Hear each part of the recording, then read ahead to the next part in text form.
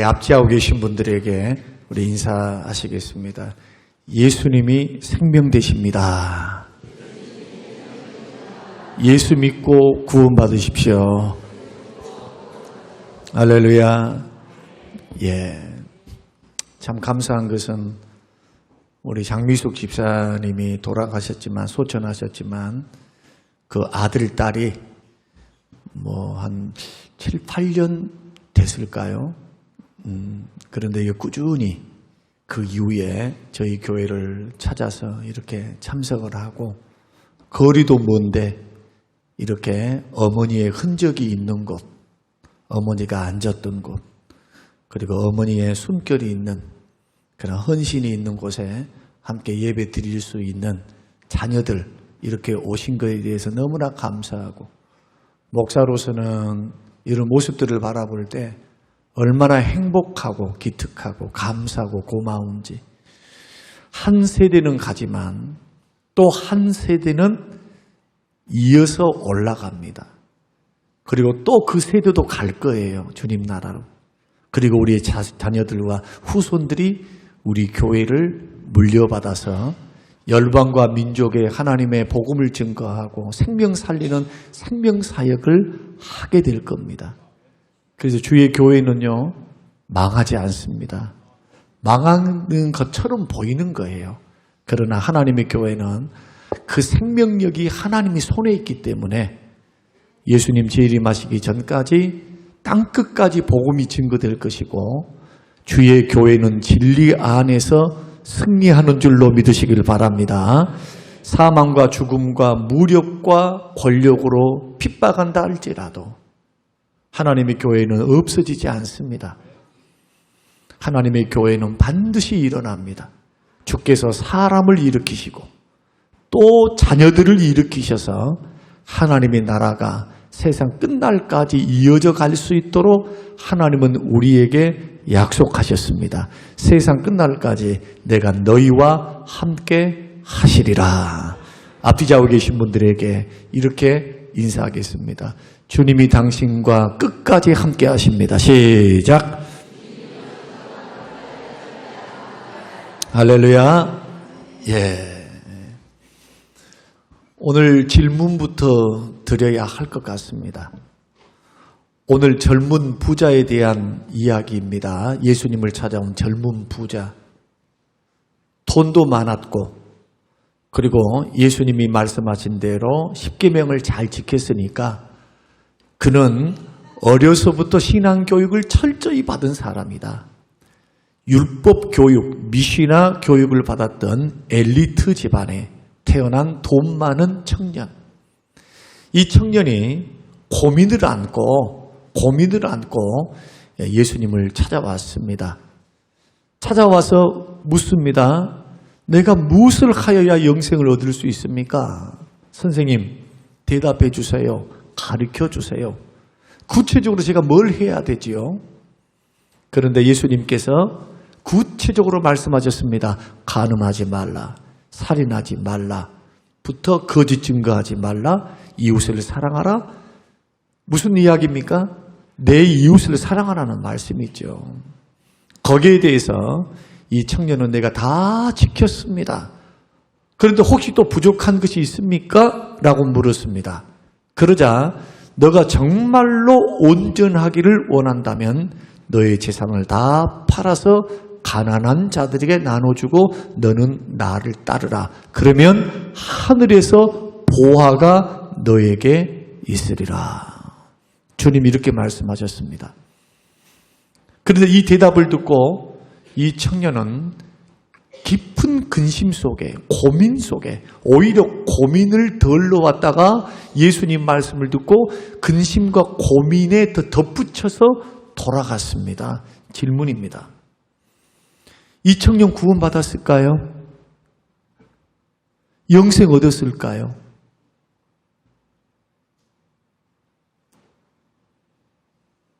이 청년 구원 못 받았습니다. 어떻게 알 수 있느냐? 성경으로 한번 돌아가 보겠습니다.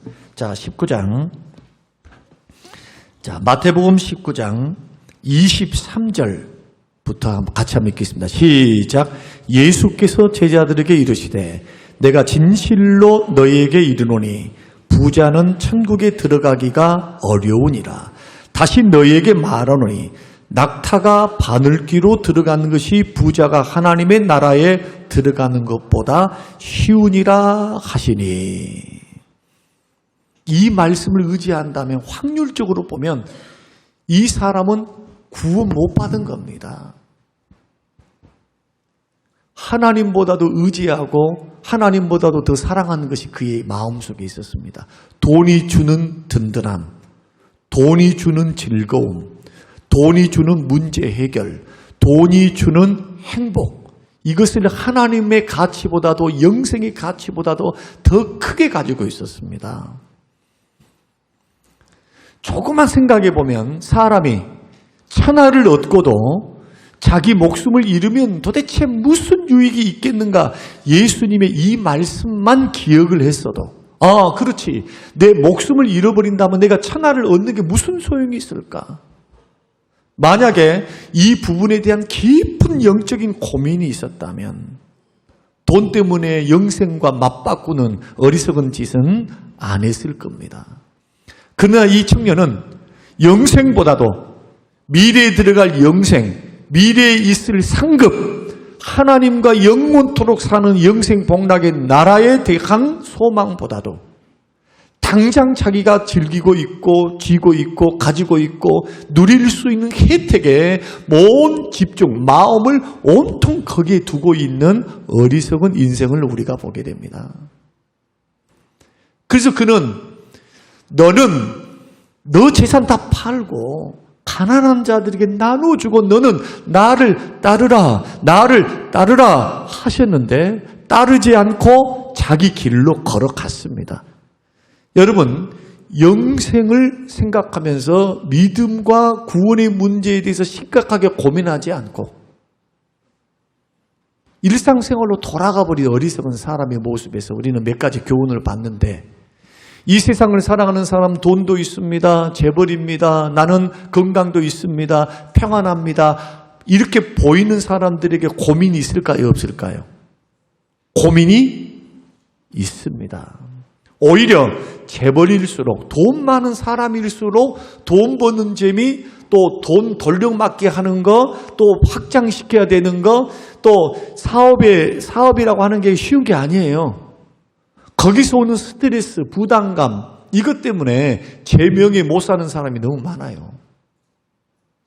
사업이 잘못되면은 자살하는 사람도 있고, 그 사업 때문에 힘들고 어려운 인생, 몸에 질병이 있어서 밤잠을 자지 못하고 스트레스로 고민한 사람이 너무 많습니다. 돈이 주는 안정감과 즐거움 대신에 희생, 대가를 지불해야 되는데 그 돈이 영혼에 대한 만족, 그리고 죽음 이후에 있을 영생, 여기에 대한 해답을 줄 수 없음을 우리는 너무나 잘 압니다. 그래서 돈이 많고 환경이 좋은 사람도 정신병이 많아요. 그래서 그 극한으로 가기 위해서, 덜기 위해서 마약과 섹스와 술과 이런 것으로, 아니면 사치스러운 것으로 자기 인생을 달래는 사람들이 얼마나 많습니까? 오히려 배고픈 사람, 피곤한 사람, 하루 벌어서 하루 먹는 사람은 그런 정신 없어요. 생존을 위해서 살아야 하니까. 그러나 뭔가 갖추어져 있다, 돈이 있다라고 하는 사람들은 그것 때문에 여러분 고민스럽고 고통을 받는데 똑같은 결과가 오늘 부자 청년에게도 있었습니다. 그는 남부를 곳이 없어요. 종교적인 배경도 너무 좋습니다. 종교적인 배경이 어떤 배경입니까? 율법을 지키는 것. 어려서부터 엘리트 집안에서 미시나를 외우고 그 말씀을 따라 10계명을 철저히 배웠던 종교로 훈련받은 사람. 그러나 그에게 영생은 없었습니다.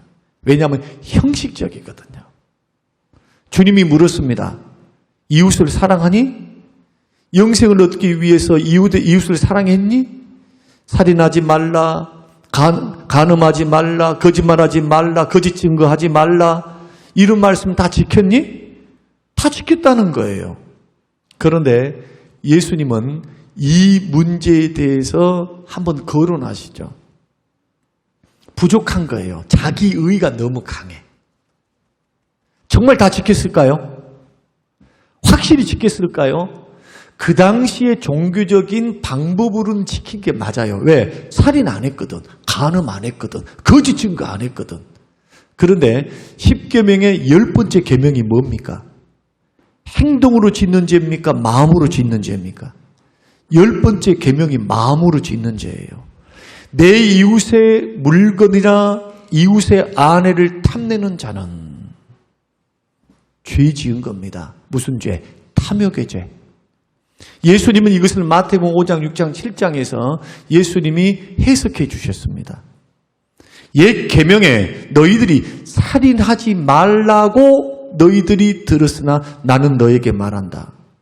형제를 나가라 하고 미련한 놈이라 하고 미워하는 자들은 살인자요 지옥불이 들어가고 심판이 그에게 있으리라. 그러니까 신앙생활을 피상적으로 하는 거예요. 형식적으로. 나 예배 드렸어요. 나 기도했어요. 나 교회 나왔어요. 그런데 행함과 진실함으로 하지 않는 거죠. 행함과 진실함으로. 그래서 예수님이 너 정말로 이웃을 사랑했니? 마지막 질문이 그거잖아요. 내 이웃을 내 몸같이 사랑하라고. 나는 하나님이 말씀하신 대로 살인도 안 했고요. 거짓 증거도 안 했고요. 나 이거 안 했는데요. 안 하는 것에 집중한 겁니다. 그런데 놀랍게도 마음으로 짓는 죄에 대해서는 거기에 대해서는 포함시키지 않은 거죠. 여러분 10계명 중에서 10번째 계명 어겨도 10계명 어기는 거예요. 10계명. 그래서 예수 믿는 사람들은 비판 판단하면 안 되는 거예요. 죄 지은 사람에 대해서 비판, 판단, 정죄로 들이대는 것은 아닙니다. 회개할 기회를 줘야 돼요. 온유한 마음으로 회개할 수 있도록 도와줘야 돼요. 그래야 일어나죠. 매장을 시켜버리거나 아니면 매도해버리거나 실수 없는 인생이 어디 있어요. 그러니까 율법주의에 사로잡혀 있으면 꼭 이웃을 사랑하는 방법을 말씀이라는 잣대를 가지고 자기가 재판장이 되어서 자기가 죽이는 일을 하는 겁니다. 저는 노예 서기이기도 하고 앞으로 노회장을 할 텐데 저는 우리 임원들에게 그런 말씀을 드렸어요. 우리는 목사님들을 살리는 목회를 하자. 살리는 목회를 하자. 회개 기회를 주고 우리가 성경의 정신으로 돌아가서 예수님의 정신으로 돌아가서 분명히 교회에 문제가 생길 것이고 이런 부분들이 생길 때마다 우리를 돌아보자 했어요. 우리는 떳떳한가? 정말 죄가 없는가? 하나님이 바라보실 때 하나님이 말씀하시는 그 법에 저촉이 없는가? 혹시라도 나는 이것 안 했어요. 난 저 사람처럼 이것 안 했어요. 이것이 자기의 의가 되어서 예수님께서 그렇게 묻습니다. 네 재산 다 팔아봐. 다 팔아서 이웃에게 사랑으로 나눠줘라. 그리고 나를 따르라. 그렇게 하면 하늘에서 상이 있다. 큰 상이. 마지막 이 질문 테스트에 이 청년은 걸려 넘어졌습니다. 그러면 결국 뭡니까? 입으로만 사랑하는 거죠. 말씀을 지킨 게 아니었어요. 자, 반대로 여러분들에게 또 질문 하나 하겠습니다. 그러면 내가 정말로 주를 사랑해서 내가 전심으로 하나님을 사랑하고 이웃을 사랑해서 어려운 이웃들을 돕고 거짓말도 안 하고 살인도 안 하고 간음도 안 하고 그리고 또 옆 사람들에게 물건을 나눠주며 이웃에게 사랑을 베풀면서 물질로 선대하면서 이웃의 필요에 민감해서 섬기고 베푸는 삶을 그렇게 살았다. 그러면서 예수님의 말씀을 따라 예수를 따라가는 삶을 살면 도대체 우리가 무엇을 얻을 수 있습니까? 이게 베드로의 질문이에요. 오늘 본문 27절 말씀 보면 27절부터 한번 읽겠습니다. 자, 이렇게 믿음 생활을 하면 어떻게 되는가? 자, 시작. 이에 베드로가 대답하여 이르되 보소서. 우리가 모든 것을 버리고 주를 따라 싸운데 그런즉 우리가 무엇을 얻으리까? 예수께서 이르시되 내가 진실로 너희에게 이르노니 세상이 새롭게 되어 인자가 자기 영광의 보좌에 앉을 때 언제입니까? 예수님 재림 때예요. 나를 따르는 너희도 12 보좌에 앉아 이스라엘 12지파를 심판하리라. 영적인 통치 왕노릇 하리로다. 20절 또 내 이름을 위하여 집이나 형제나 같이 시작. 또 내 이름을 위하여 집이나 형제나 자매나 부모나 자식이나 전토를 벌인 자마다 여러 배를 받고 또 영생을 상속하리라. 마가복음 누가복음에서는요 100배를 받고 100배를 받고 100배를 받고 100배를 상속을 뭘로 받는? 영생을 상속받는데 영생 얻지 못할 자가 없다. 젊은 이 청년은 오해한 겁니다. 내가 물질을 붙잡고 있으면 이것이 내 것인 줄로 생각하는 거예요. 지금 나에게 주어진 이 모든 것들이 하나님 허락하신 은사요, 선물이요, 은혜라는 생각을 하지 않습니다. 이것은 내가 벌었고 부모를 통해서 온 내 거야. 내 거니까 내 마음대로 할 수 있어. 그리고 이 물질이 주는, 세상이 주는 즐거움과 기쁨이 너무 크기 때문에 영생을 고민하기는 합니다. 영생을 고민하기는 합니다. 하늘나라의 상급에 대해서 고민하기는 합니다. 하나님이 주신 상급이 있는데. 그러나 쓰는 재미, 노는 재미, 먹는 재미, 세상의 즐거움과 쾌락 때문에 눈이 가리워져 버려요. 아무리 말을 해줘도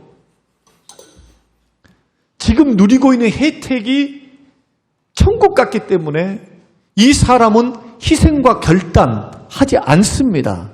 내려놓지 않습니다. 결과는 뭡니까? 하나님 잃어버리니까 돈도 잃고 영생도 잃고 모든 걸 잃어버립니다. 여러분 후에 어떻게 됐을까요? 우리는 후에 어떻게 됐을까는 우리는 성경이 말씀하고 있지 않지만 예수님의 말씀을 비추어 본다면 이 사람은 잘 먹고 잘 살았을지는 몰라요. 그러나 그에게는 영생도 없고 상급도 없는 영원한 지옥과 형벌과 심판이 기다리고 있음이 분명합니다. 그러나 반대로 예수님의 제자들은 못났습니다. 못 배웠습니다. 가난했습니다. 예수 만났을 때 너는 나를 따르라 할 때 제자들을 어떻게 했다고 합니까?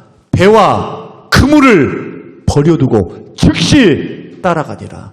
즉시 따라가니라. 생업도 내려놓고 아비도 내려놓고 예수님이 부르자 순종해서 따라갔어요. 비록 그들이 성령이 오시기 전이기 때문에 그들이 예수님을 배신하고 예수님을 3번이나 부인하면서 예수님을 배반했지만 예수님이 따라오라고 할 때 이 모든 것들을 내려놓고 따라갈 가치가 있었던 겁니다. 뭐 때문에? 영원한 세계, 메시아 되신 하나님의 아들 되시고 메시아 된 그분을 따라가면 하나님의 나라에 들어갈 수 있다는 소망. 성령이 이 땅에 오시고 그 성령이 오신 줄 마가의 다락방에 오사 그들은 깨닫기 시작합니다. 지금까지 예수님이 말씀하셨던 천국 비유, 영생에 대해서, 구원에 대해서 깨닫기를 시작합니다. 그리고 난 후에 예수님이 부활 승천하시고 그 후에 이들은 한 명을 제외하고 11명의 사도가 다 순교합니다. 마띠아까지도 순교를 해요. 이런 제자들을 향해 주님 말씀하십니다. 인자가 다시 영광의 보좌에 앉을 때 우리 주님 다시 재림하십니다. 천국을 가지고 오십니다. 그때 왕노릇 하리로다. 예수님이 마태복음 25장에서도 달란트 비유를 통해서도 뭐라고 말씀하십니까? 충성하고 헌신하고 주를 따라가면서 그 은사를 가지고 부지런히 주의 뜻을 향해서 일하고 충성하고 일했던 그런 달란트를 남겼던 사람들에게 주님이 뭐라고 말씀하셔요? 창세전부터 예비된 하나님의 영광이 들어가자 나와 함께 왕노릇 하리로다. 여러분, 예수 그리스도를 믿는 저와 여러분은 단순히 믿고 구원받는 것, 천국 가는 것 이상입니다. 주님과 함께 왕노릇하며 삽니다. 여러분, 어느 정도로 왕노릇이 좋은가 우리는 몰라요. 왜? 여기서 왕노릇 해본 사람이 어디 있어요? 다 아버지 엄마가 촌에서 태어나서 다 어릴 때부터 코 찔찔 흐르면서 그렇게 우리 들로 산으로 개울가로 그러면 놀면서 살았어요. 보릿고개 있으면서 못 먹고 살고. 우리나라가 뭐 얼마나 잘 먹고 잘 산 지가 뭐 얼마나 됐다고. 40, 50년 전만 해도 다 가난해요. 다 가난해. 니도 가난, 나도 가난. 거기에는 옛날에 보면은 저도 앞집에 순이도 있었고 은옥이도 있었고 미정이도 있었고 지금 어떻게 사는가 모르겠네요. 우리 친구들. 깨복쟁이 친구들. 남자가 여자가 다 발가벗고 살았어요. 그러면 돌아다니면서 좋다고 그때 살았던 우리들 다 못 살아서 다. 근데 분명한 게 있습니다. 복음이 들어오고 부흥이 일어나고 경제의 축복을 받고 난 후에 예수님을 떠나되 이 민족이 급속도로 떠나고 있습니다. 특히 젊은 세대는요, 급속도로 주를 떠나고 있어요. 이것을 우리는 축복이라 말하지 않습니다. 오히려 가난이 축복이었어요. 가난하기 때문에, 어렵기 때문에 소망이 예수밖에 없었어요. 그래서 그때는요, 어려웠을 때는 교회마다 울음이 많았어요. 울음. 서럽습니다. 가난합니다. 질병이 있습니다. 문제가 있습니다. 남편들이 속을 썩여요.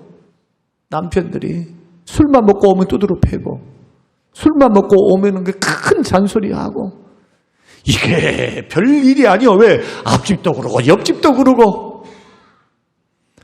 얼마나 많은 어려움과 핍박이 있었습니까? 그때마다 철회하면서 기도하고 몸부림치며 하나님 앞에 울면서 기도하고 예수가 소망이라고, 예수님이 소망이라고, 그 믿음의 토대 위에 부흥과 축복이 이루어져 있는 겁니다. 이 혜택을 받아 누리는 지금의 세대는 남부를 게 없어요. 부모가 다 해주니까. 그들의 노력보다는 부모로 오는 혜택이 있으니까 아쉬울 게 하나 없어요. 그러면서 점점 믿음은 뒤로 물러가고 하나님을 떠납니다. 이것이 과연 축복일까? 주님의 말씀 복 맞습니까? 우리 예수 믿는 믿음의 사람들도 돈이 많고 환경이 열린 것을 그것만이 복이라고 외치는 것은 세속주의에 물든 거예요. 저와 여러분들이 모르는 사이에 세속주의에 물들어 있는 거예요. 세속주의에. 성경은 그렇게 말씀 안 해요. 성경은 뭐가 복인가? 하나님을 가까이 함이 복이에요. 뭐가 복인가? 심령이 가난한 게 복이에요. 뭐가 복입니까? 온유한 자가 복입니다. 온유한 자에게 땅을 줘요, 하나님이. 뭐가 복입니까? 애통할 줄 아는 거예요. 자기가 죄인됨에 대해서 또 죄를 지었구나. 그 죄 때문에 우리 주님이 슬퍼하시고 우리 주님이 가슴 아파하시는 것을 알고 애통하면서 주여 저는 죄인입니다. 또 넘어졌습니다. 주님 불쌍히 여겨주십시오. 시편에서도 뭐라고 말씀합니까? 하나님이 구하는 제사는 상한 심령의 제사라고. 그 상한 심령으로 드리는 제사를 멸시치 아니하리라. 그러나 우리는 얼마나 마음이 커져 있습니까? 얼마나 마음이 부요해져 있습니까? 상한 심령을 가지고 하나님 앞에 바로 서지 못하는 것, 주의 뜻대로 살지 못한 것, 내 뜻대로 살고 하나님보다 돈을 더 좋아하고 쾌락을 더 좋아하며 살았던 삶에 대해서 회개하는 사람, 그것을 문제의식을 가지고 영적으로 깨어있기 위해서 기도하시는 분 얼마나 됩니까? 그 주님이 말씀하신 거예요. 부자는 얼마나 천국 들어가기가 어려운지. 낙타가 바늘 구멍으로 들어간 것보다 어렵다는 거예요. 그래서 제자들이 묻습니다. 그러면 누가 구원을 받습니까? 이렇게 묻습니다. 그러자 주님 뭐라고 말씀하느냐? 사람은 못하지만 하나님은 하신다. 그럼 하나님이 어떻게 하셔가지고 구원하실까요? 물질을 거둬가시는 거예요. 물질을. 구원시키기 위해서 물질을 걷어가시는 거예요. 물질 의지하고 있으니까. 그 물질 때문에 정신 못 차리고 사는 거예요. 아, 사람이 죽은 후에는 심판이 있고 영생이 있고 구원이 있고 하늘나라의 상이 있고, 주님이 말씀하잖아요. 하늘나라의 보화가 너에게 있으리라고, 상이 있을 것이라고, 일한 대로 갚아준다고. 이거 귀담아 듣습니까? 오늘 여러분들에게 질문하고 싶은 게 그겁니다. 여러분들은 이 말씀대로 영생을 얻었으며 하늘나라의 보화를 쌓고 있습니까? 가봐야 알지. 뭐 예수 믿으면 천국 간다며. 이 땅에서도 잘 먹고 잘 살고 저 천국에서도 우리는 복받아. 얼마나 욕심쟁입니까? 천국이 그리 만만한 곳이 아니에요. 영생이 그리 만만한 것이 아닙니다. 주님 말씀하셨어요. 우리가 하나님을 목숨을 다하고 마음을 다하고 뜻과 정성을 다하여 주님을 사랑하며 걸어가는 이 삶, 예수를 믿는다는 건 단지 예수님을 입으로 인정해 드리는 것이 아니라는 거. 예수 믿고 구원받은 사람의 특징이 뭐냐? 정말 구원받은 사람들은요, 삶의 방향성이 달라져요. 전에는 돈을 위해서 살았다면 이제는 예수를 위해서 삽니다. 구원받은 사람의 특징이 그래요. 내가 예수 믿기 전에는, 예수 만나기 전에는 내 인생에 가장 중요한 것이 대학이었고, 가장 중요한 것이 결혼이었고, 가장 중요한 것이 성공이었어요. 잘 먹고 잘 사는 거. 그런데 어느 순간 복음을 만나고, 복음, 성령께서 내 마음의 문을 여사 복음이 들리기 시작하고 예수를 믿고 성경을 통해서 깨달음이 오고 하나님을 인격적으로 딱 만나니까 시야가 열리기 시작합니다. 믿음의 시야. 아, 보이는 세계가 전부가 아니구나. 하나님의 계산법과 사람의 계산법이 다르구나. 과부의 2렙돈, 2,000원에서 2만 원 정도밖에 안 되는 헌금이 부자가 드리는 그 금은으로 드리는 돈보다도 더 크게 보시는 하나님의 관점 말입니다.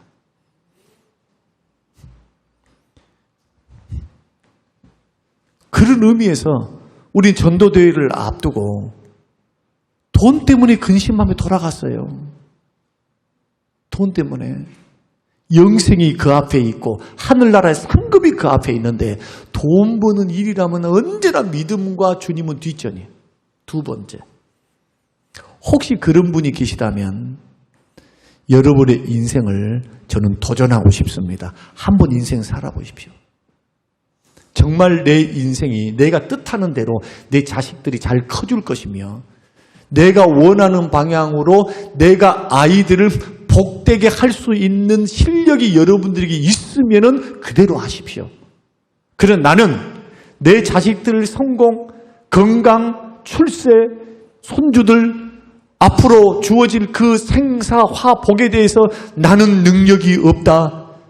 나는 여기까지 할 수밖에 없어. 나이가 들고 더 인생이 더 들어가게 되면 나가 도와줄 수 있는 것에 한계가 있다라고 인정되어지신 분.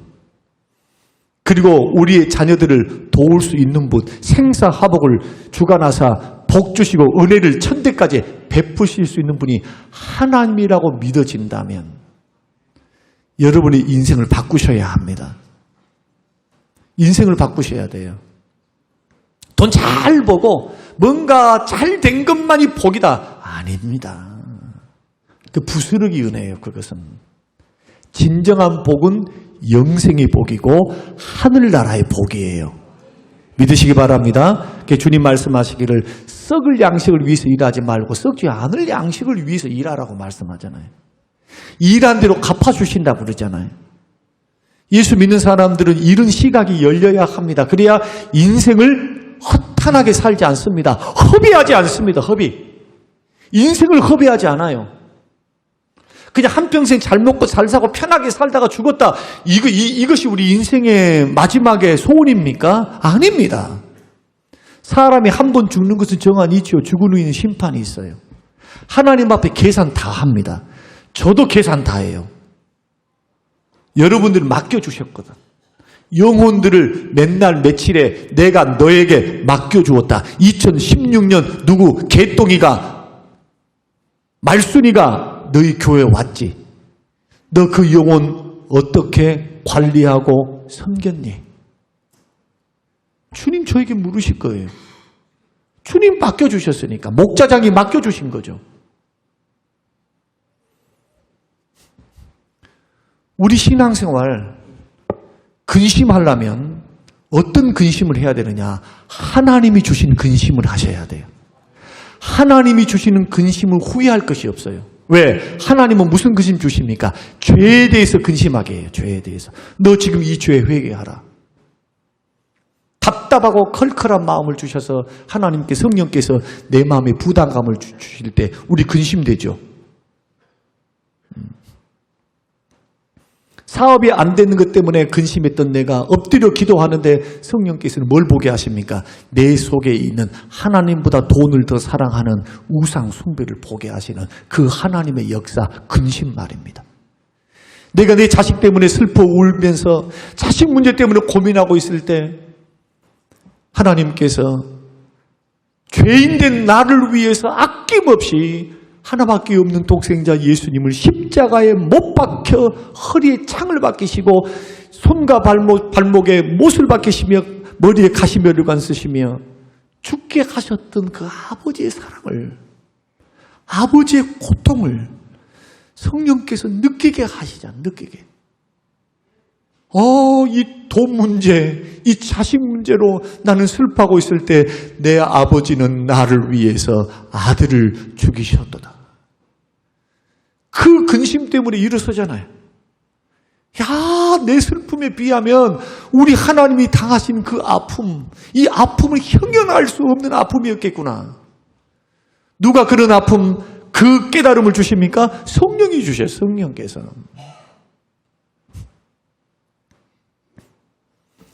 근심을 하려면 돈에 대해서는 근심하지 말라고 말씀합니다.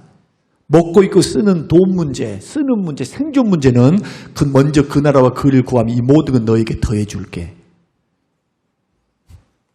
조금 불편할 수 있어요.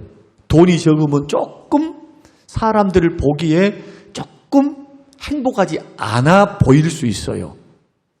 그러나 우리 주님께서 나를 살리시고 인도하사 은혜의 길로 인도에 가시면서 영원한 천국으로 인도에 가신 데는 하등의 지장이 하나도 없어요. 하나님이 주시고 예수님이 주시는 마음의 기쁨과 평안을 뺏을 자가 없어요. 돈이 뺏을 수 있겠습니까? 집이 뺏을 수 있겠어요? 성공이 뺏을 수 있겠어요? 예수 그리스도를 중심 삼고 살아가는 자에게 주님이 기쁨을 주시고 평안과 확신과 은혜를 주시는데 그 은혜를 맛보는 사람은요, 돈하고 바꿀 수가 없어요. 우리 영혼을 만족시키는 하나님의 은혜.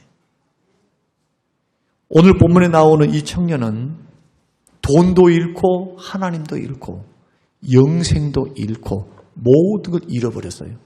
그리고 예수님이 이 청년을 비유로 말씀하시는 겁니다. 부자가 천국 가기 어려워야 낙타가 바늘귀로 들어간 것보다 어렵다. 누가 구원받습니까? 사람은 못해요. 하나님이 해요. 하나님이 하셔요. 그러면 우리는 이 말씀을 듣고 우리는 어떻게 하면 영생을 얻을 수 있는지 오늘 본문을 통해서 우리는 두 가지로 볼 수 있는, 첫째로 너의 모든 재산을 팔아서 이웃에게 나눠줘라. 사랑을 첫 번째로 이웃의 필요를 듣고 이웃을 생각하는 사람이 되라는 겁니다. 말로만 사랑하지 말라는 거예요. 말로만. 행함과 진실함으로 하라는 겁니다. 성경 자체가 뭘로 되어 있습니까? 성경 자체가 하나님 사랑, 이웃 사랑으로 되어 있어요. 두 가지는 반드시 같이 가야 합니다.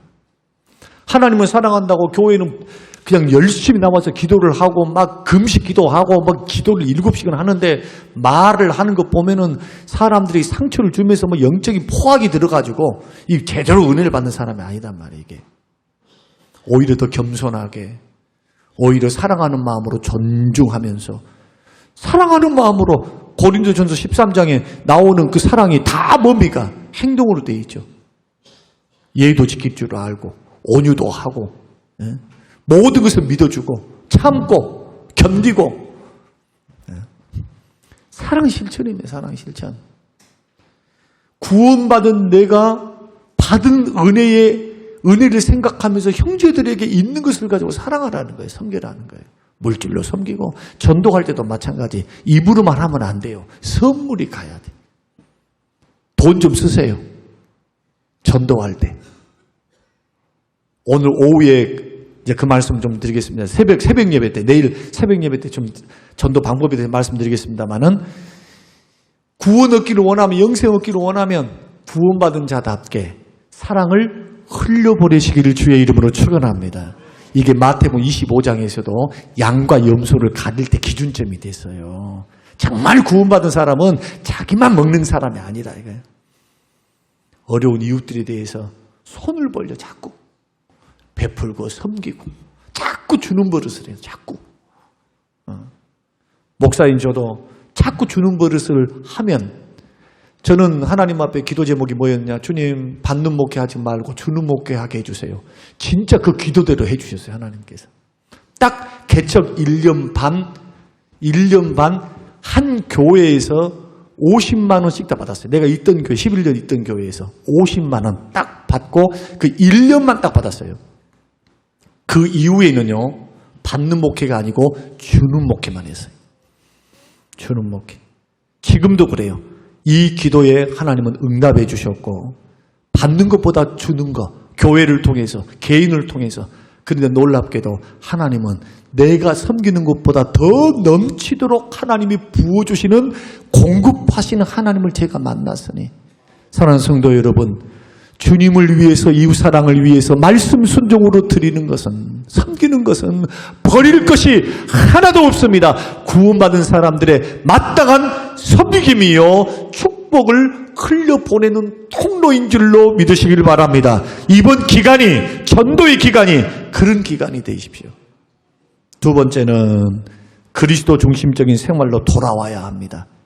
다 주고 나눠준 다음에 너는 나를 따르라. 그 말씀은 뭡니까? 방향을 바꾸라는 거예요. 과거에는 너를 위해서 살았냐? 돈을 벌기 위해서, 돈 쓰는 재미로, 즐거움을 위해서 너 인생 살았니? 이제부터 그러지 마. 이제는 나에게 복종해. 방향을 바꾸어라. 나를 주로 고백하고 나와 함께 걸어가자. 자기 중심적인 삶에서 예수님 중심의 삶으로 바꾸는 것, 이게 영생이고 구원이에요. 이게 회개예요. 이게 회개가 뭡니까? 교회는 나오는데 삶의 방향성 하나도 안 바뀐 거 회개 아닙니다. 이거 착각하면 안 됩니다. 회개는 뭐냐? 회개하고 복음을 믿는 거예요.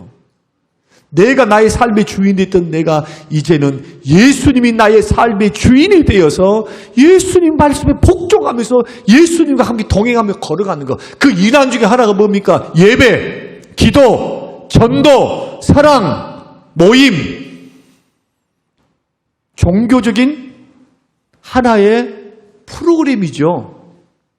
나머지 삶은요, 밖에 나가서는 하나님의 66권의 말씀대로 하나님의 영광을 드리고 선을 행하며 말씀대로 살아가면서 예수와 동행하잖아요. 예수와. 그래서 예수 진짜로 믿는 사람은, 영생 얻는 사람은 변화되는 거예요. 왜? 입으로만 안 돼요. 입으로만. 방향이 반드시 바뀌어야 된다. 어떻게? 예수 중심의 생활로 돌아오는 것. 결론을 말씀드리면 마태복음 7장에서 나의 이 말을 듣는 사람은, 듣고 순종하는 사람은 자기의 기초를 반석 위에 세운 사람이다 할 때 이 말씀이 어떤 말씀이에요? 마태복음 5장, 6장, 7장 소위 말해 산상수훈의 말씀이에요. 못 지킨다 그러지 마세요. 점진적으로 지켜나가야 돼요.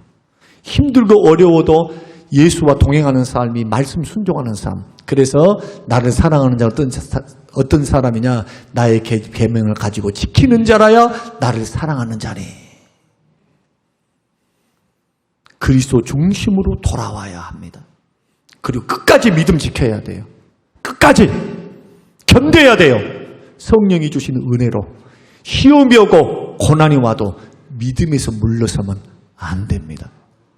힘들고 어려워도 믿음 굳건히 지키고, 형제를 사랑하는 데에 물질을 쓰고 마음도 쓰고, 자꾸 위로자가 돼야지. 맨날 시험 주는 자가 되면 되겠어요? 목사도 그래서 한 사람 신족시키는 거 정말 그거 해서는 안 돼요. 세우는 거, 살리는 것으로 여러분 늘 쓰셔서 오늘 이 말씀 근심하며 가니라. 근심하며 가니라. 저는 한 사람도 여기에 모이신 우리 모든 사람들 중에 한 분도 돈 때문에 근심하며 멸망의 길로 돌아가는 사람 한 사람 없고 성령이 주신 근심을 가지고 고민하면서 예수님을 따라 믿음으로 결단하며 믿음의 길을 걸어갈 수 있는 하나님의 사람들이 다 되시기를 주님의 이름으로 축복합니다. 고마우신 아버지 하나님 감사합니다. 고맙습니다. 주시는 귀한 말씀을 듣습니다. 하나님 이 말씀을 통해 우리가 하나님의 영생에 들어가기에 부족함이 없도록 하나님 이 말씀 잘 지키며 걸어가도록 축복하옵소서. 감사드리오며 예수님 이름으로 기도합니다. 아멘.